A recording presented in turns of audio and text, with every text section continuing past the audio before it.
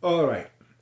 As a follow-up to my previous videos about investing for your retirement, this one is about what 6 questions you must ask your human resources representative or your retirement specialist if you have one on site prior to your enrollment.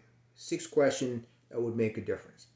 First one is to ask your employer if they have an employer match. What is an employer match? An employer match is when an employer actually matches your contribution. You put money in, they put money in. If the answer is yes, then you're very lucky. And then the next question is, what's the match? How much do you match? What's the maximum match? Let's just say you were even lucky and they say it is 5%. If that's the case, not an advice, but a suggestion is, please, you have to do at least as much as the max. If you match the max, then you at least get the maximum you can at the minimum impact to your take home. So if they're giving you 5% free money, please do 5%. That gives you a 10% from the get-go. Now, that's why it's important to know that. So because if you don't do the 5%, then you're really leaving money on the table. Let's say you decide, well, okay, they give me 5%, I'm just going to put 2%. So that's 7%. You're leaving 3% money on the table for your employer, who I'm sure has a lot more money than you do, which is why you're an employee instead of the employer yourself. So do what you can, but my advice, or my suggestion even better, is that you do as much as your employer match to maximize your contribution. Now, that said, the next question is, what is the vesting schedule? Why do you ask that? Because now that you have employer money, it's important you know how long do you have to remain an employee before you are eligible to take the employer money should you decide to either retire or leave the employer for another employer. Now, there are normally two vesting schedules. One is prorated, one is a cliff vesting. I'll go with the prorated first. The prorated vesting is, let's just assume they say you have a 5 years prorated vesting. And then that means in general, the first year, you get 20% if you're there for 1 year. The second year, you get another 20%. The third year, you get another 20%. So if you're there for 5 years, you get 100%. It means 20% a year for 5 years, you get 100%. If you leave before, let's say you were to leave the employer in 3 years, you get 60% of the match instead of 100%, which is the full 5%.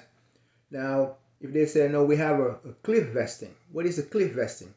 A cliff vesting is when they say we have 3 years. After 3 years, all the money the employer gives you is your money should you leave the employer.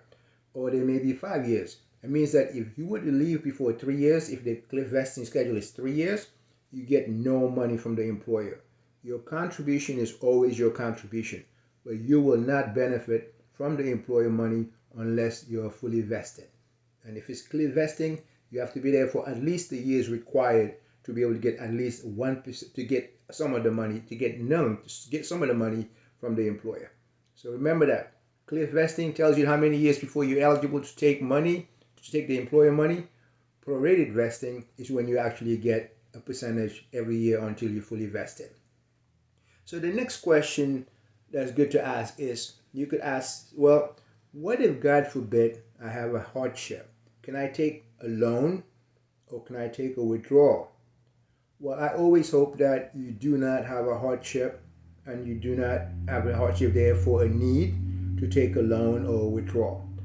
But yes, if you do have to take any money out due to a hardship, could be, God forbid, death in the family, it could be even a first-time buyer of a home. But if you do, the loan is actually a better option. Why? Because in general, you could take 50% of your account balance, and when you pay the interest back, you pay it back to yourself.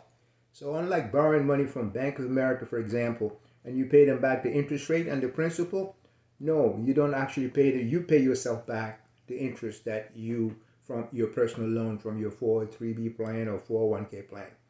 But despite that, it must not be, in my opinion, a loan to buy a 911 or to buy an M3 or to buy a truck.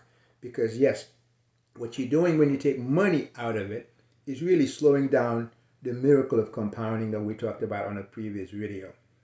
Now, if it's a withdrawal, you can take a hardship withdrawal. You have to just ask what is the stipulation for a hardship. But if you do take a hardship withdrawal and you are under 59.5, you actually would get a penalty, and then you also would have an additional withholding. Normally 10% penalty up front and a 20% additional withholding for the plan.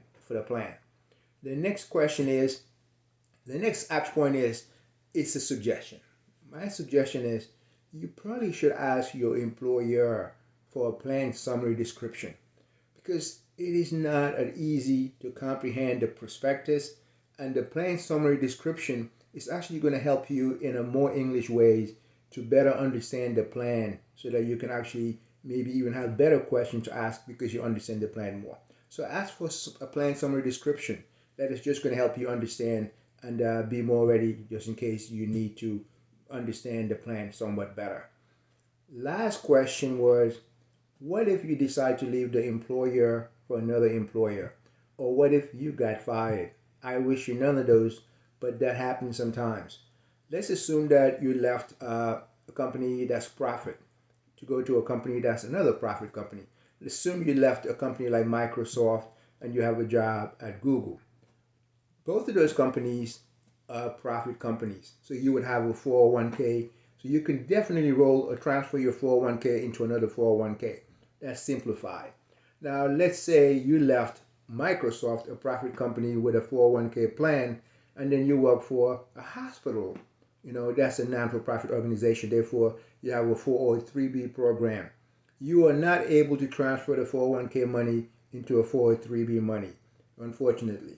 So therefore, you have other choices.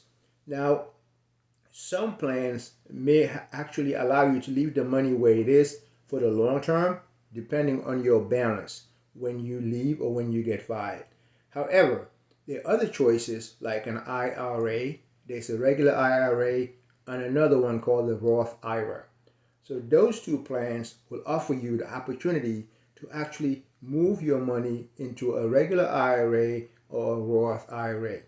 All you have to do is ask for the detail, because there may be tax liability moving from a 403b program or 401k program into an IRA, Roth, or a regular IRA. So please ask for details before you do make the transfer. But no matter what, the benefit of having the opportunity to leave the money long-term, compounding, is a huge advantage. And always remember, like I started by saying, if there's an employer match, the best thing you can do for yourself is to put in at least as much as the employer match to maximize your contribution. It's always wise, if you could do more, you do more, but at least do as much as the employer contribution to help you out. Best of luck. Please subscribe. Please forward the video to a friend or family member. If you have any question, I would love to hear from you. Please leave a comment. Appreciate you watching my video. God bless. Thank you so much.